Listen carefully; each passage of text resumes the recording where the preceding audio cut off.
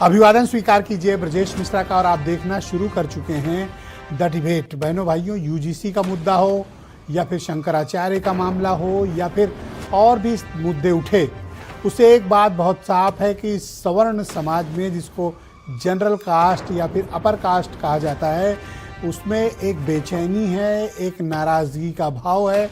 लेकिन क्या ये नाराज़गी राजनीतिक रूप से बीजेपी या किसी अन्य पार्टी के लिए जोखिम भरी है, या फिर ये एक अस्थायी, जिसे टेम्परेरी नाराज़गी है, आने वाले वक्त में ये नाराज़गी दूर हो जाएगी? क्या वाकई में यूजीसी का मुद्दा सेटल्ड हो गया? क्योंकि तलवार अभी भी लटकी है और सिर्फ स्टे ही तो हुआ है, अभी यूजीसी की नियमावली वापस नहीं हुई है। अब सवर्ण समाज की नाराज़गी और उसके आंदोलन और उसके आक्रामक व्यवहार पर आज खुली चर्चा। बहनों भाइयों, इन दिनों आपने देखा और महसूस किया होगा कि जो जनरल कास्ट है, जिसे अपर कास्ट और सवर्ण समाज कहा जाता है, उसने व्यापक और बड़ा जन आंदोलन खड़ा कर दिया, जिसके कारण केंद्र की सरकार को अपनी नियमावली को लेकर बैकफुट पर जाना पड़ा। कोर्ट ने हालांकि स्टे कर दिया, लेकिन केंद्र सरकार की इसमें कोई खास स्टे में भूमिका नहीं रही, वो तो सुप्रीम कोर्ट ने किया। लेकिन इस नियमावली ने एक चीज़ बहुत स्पष्ट कर दी कि जातियों के बीच का जो विभेद है उसको वर्टिकली डिवाइड कर दिया। जातियां एक बार से फिर से सुस्पष्ट हो गईं और कम्युनिटी की नाराजगी का भाव चरम पर पहुंच गया। लोग कहते हैं कि मंडल कमीशन के वक्त का जो माहौल था वैसा वातावरण निर्मित हो रहा था, लेकिन वक्त रहते कोर्ट ने इसे रोक लगा दी और मामले को फिलहाल के लिए अस्थायी तौर पर रोक दिया है। लेकिन उसके कुछ संदेश गए हैं।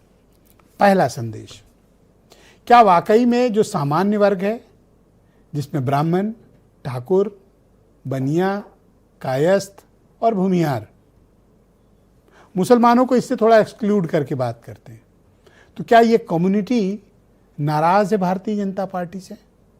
अभी का जवाब है हाँ, इस वक्त। लेकिन क्या ये नाराजगी स्थायी है, परमानेंट है, या ये अस्थायी है, यानी टेम्परेरी है?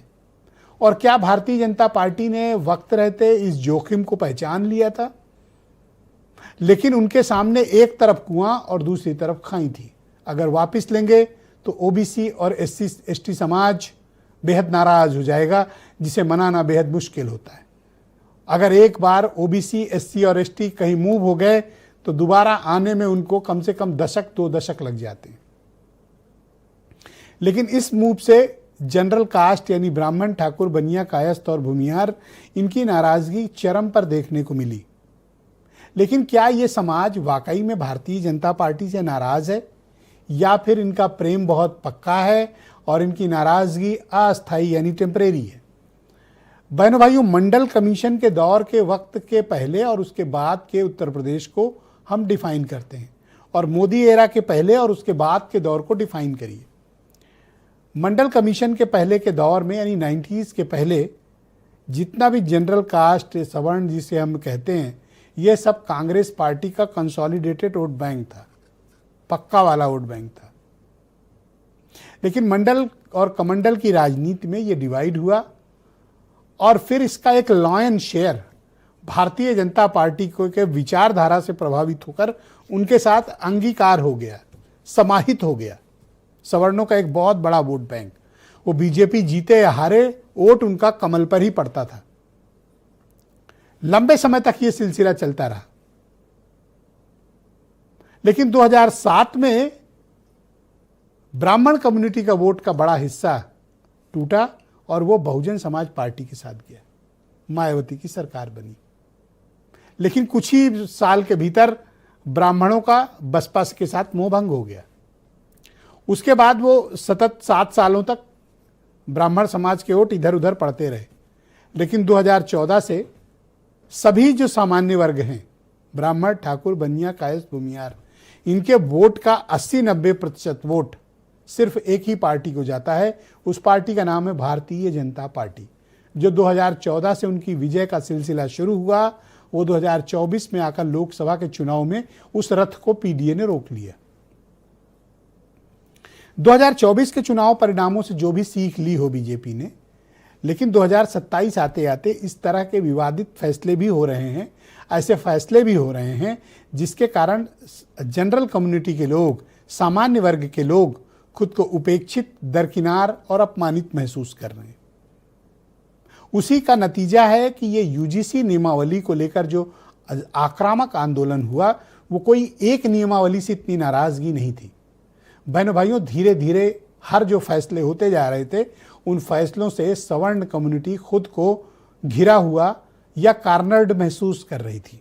वो उपेक्षित और अपमानित महसूस कर रहे थे और यूजीसी नियमावली ने उस माचिस तीली जलाकर आग लगा दी। लिहाजा ये पूरा मामला इतना विस्फोटक रूप अख्तियार कर लिया।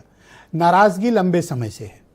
नाराजगी इस बात को लेकर है कि जिस तरह के राजनीतिक फैसले होते हैं, उन फैसलों से जनरल कम्युनिटी के लिए कुछ खास न तो राजनीति में बचा है, न नौकरी के अवसरों में बचा है, न अन्य स्थानों पर बचा है। ये सामूहिक गुस्सा फूटा।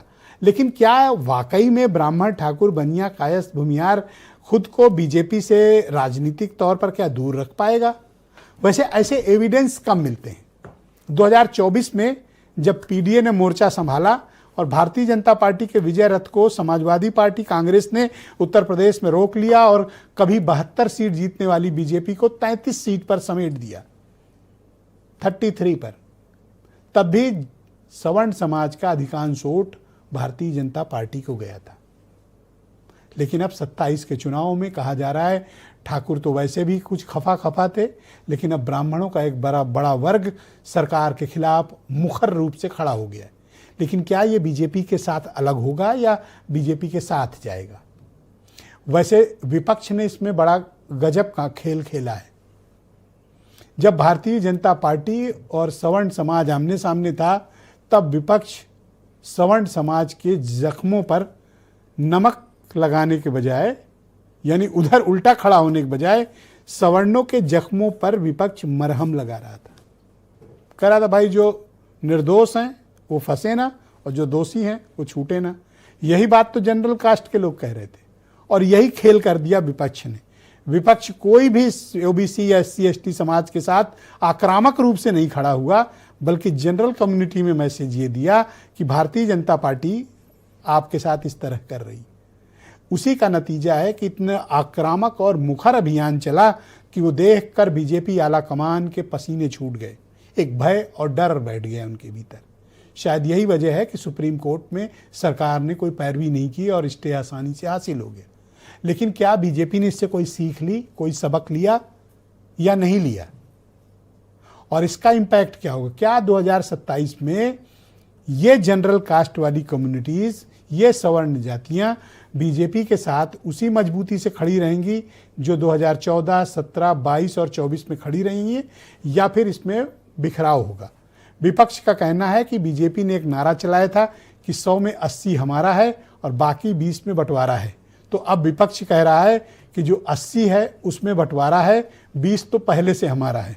तो कुछ आप बयान सुन लें, फिर आज की डिबेट। लोगों ने यहाँ तक कहा कि पीडीए की वजह से यूजीसी ले आए। बीजेपी वाले बड़े खतरनाक हैं।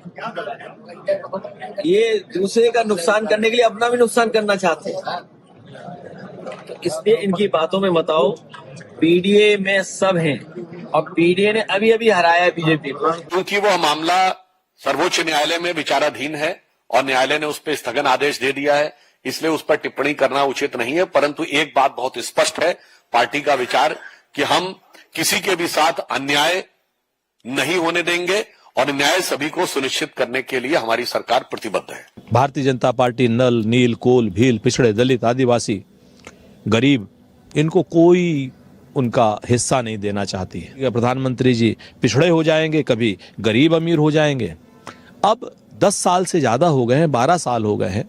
अब प्रधानमंत्री जी से लोग संविधान सम्मत अपने अधिकार मांग रहे हैं। तो बहनों भाइयों, आज की डिबेट रत्नाकर सिंह भारतीय जनता पार्टी के प्रवक्ता हैं, अंशु अवस्थी उत्तर प्रदेश में कांग्रेस कमेटी के प्रवक्ता, दीपक रंजन समाजवादी पार्टी से हैं, अनिल दुबे राष्ट्रीय लोकदल के महासचिव, सुनील शुक्ला जाने माने पत्रकार और सवर्ण आर्मी के संस्थापक अध्यक्ष सर्वेश पांडे, वीरेंद्र जी हमारे स्टेट हेड। तो रत्नाकर सिंह जी, बड़ी चर्चा है